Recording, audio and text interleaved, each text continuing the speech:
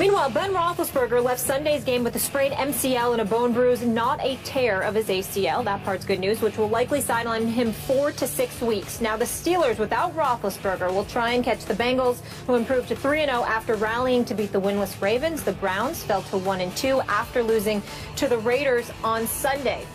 We asked you guys earlier in the show, can the Steelers reach the playoffs without Big Ben for a long stretch? And here are the results. 61% say yes. A lot of optimism. How much of an impact will this injury have on the whole AFC North? It's going to be big, of course. Big Ben is the guy who, for most parts, fuels that engine that is the offense of the Pittsburgh Steelers. They have outstanding personnel. AB, Antonio Brown is amazing. Bell is amazing. They'll get their second receiver back in a couple of weeks. So, again, without Big Ben, this conference is totally different. Again, I think the Cincinnati Bengals have a great opportunity to be the champs, but the Steelers still have an opportunity to reach the playoffs as a wild card. You know, if Michael Vick is able, and that's the one big thing, is the turnovers. He can't have turnovers, and in his history, he's had tremendous turnovers. He hasn't been able to stay healthy. In about 6 weeks, runs, the 50-50 balls have to go his way. And again, he's not going to be able to do the same things that Big Ben does. They're going to have to limit what he sees, maybe a top read, maybe 2 reads at a time, and then be able to take off. But the most important thing for Michael Vick and this offense is to protect the football and lean on the running game and the defense to win football games for him. Stephen? I'm wondering, why are we still asking questions about Michael Vick as if we don't know? Don't we know that his durability is a huge question mark? Yeah. Don't we know that his ability to run with the football supersedes his ability to throw the football, yeah, meaning accurately? Don't we know that if it were not for Mike Tomlin, practically no one would have picked him up in the entire NFL? So if we know that, why do we believe that the Steelers still have a chance? I think we gotta come to that. We gotta at least ask ourselves that question. Their running game, because your receivers don't mean anything if you don't have somebody to throw you the football. So their running game and their defense is what we're going to have to rely on. Now, I'm all for relying on Le'Veon Bell and D'Angelo. You have to.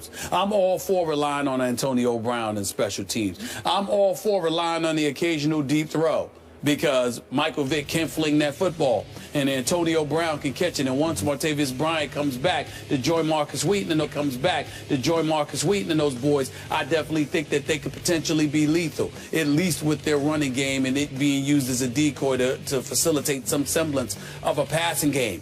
But the combination of Vick's durability and his accuracy as a thrower, combined with the Steelers' secondary, has me concerned. Not concerned enough to surmise that they'll miss the playoffs, but it does have me concerned about their ability to win the AFC North, particularly with Cincinnati showing up in a regular season the way that it does. I don't expect Cincinnati to get anywhere. Right, I mean, right. them doing anything in the playoffs would be a bigger shock to me than the Cowboys making a Super Bowl. Okay, so let's be clear about that. And that's my point also. I think Cincinnati will win. And I think the Pittsburgh Steelers, with the heavy running game and those receivers, and those 50-50 balls are going to be important. You have guys who are 6'3", 6'4" on the outside. If Antonio Brown is double covered, you have to win those 50-50 balls. And I think Mike can do that if he's under 20 balls a game. Okay.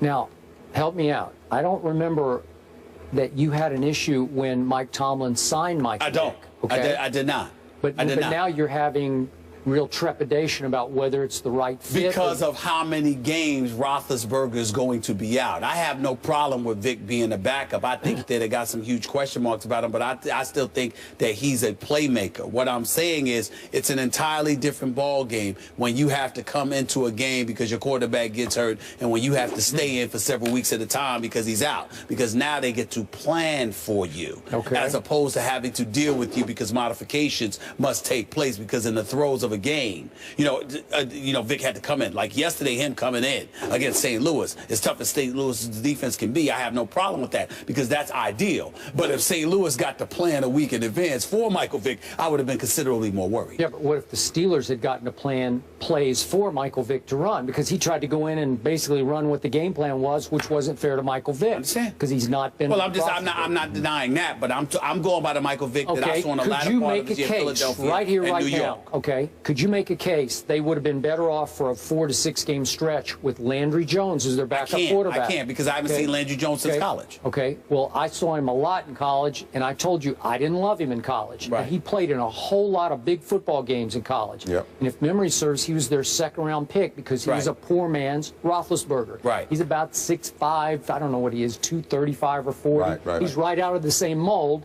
except he ain't that guy. He's not that other guy, okay? So, to me,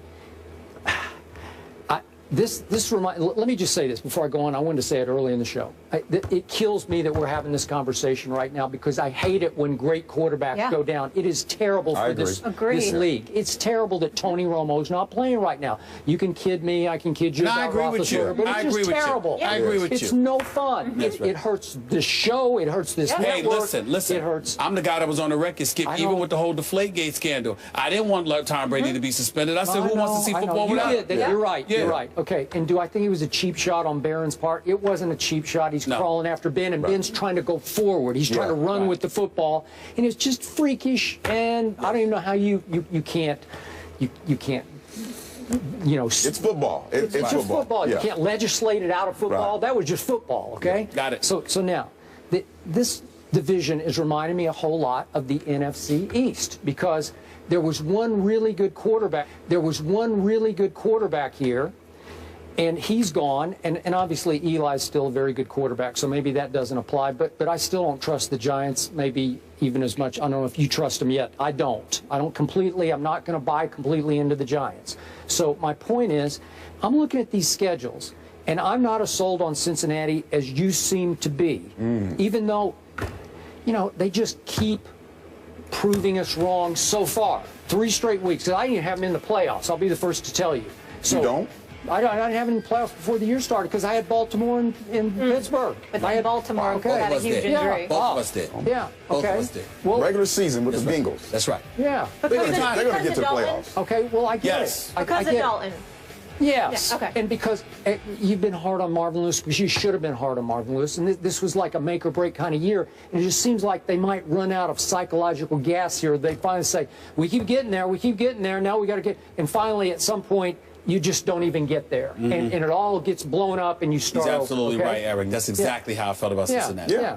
Okay. So yesterday, Andy Dalton went into Baltimore and pretty dramatically outplayed Joe Flacco. Yes he did. I'll just go on QBR, 89-42. That's pretty dramatic. Yeah, so I give it up to Andy Dalton. That was almost like a playoff game, except it wasn't a playoff game. But boy, you went toe-to-toe with those guys, as beat up as they are, and they don't have a Suggs, and they can't run the football, and they have really only one real threat at receiver,